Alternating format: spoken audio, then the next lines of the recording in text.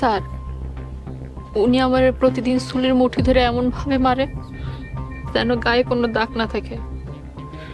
মায়ের খাইতে খাইতে আমার ভিতরটা এখন পৌঁছে গেছে। আপনি আমারে বাঁচান স্যার। বিচার চাই অফিসার, আমি আর কঠিন বিচার চাই।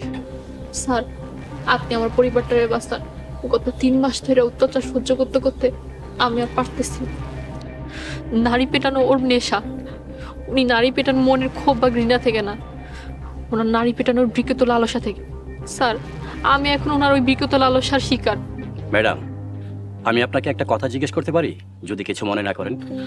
স্যার, তদন্তের জন্য আপনার যা দরকার আপনি জিগান, কোনো সমস্যা নাই। আমি যতটুকু জানি, মজিদ চেয়ারম্যানের লেখাপড়ার তেমন জোর নাই, অত্যন্ত গরিব ঘরের সন্তান। আপনি এমন একটা মানুষকে কেন বিয়ে করলেন? স্যার,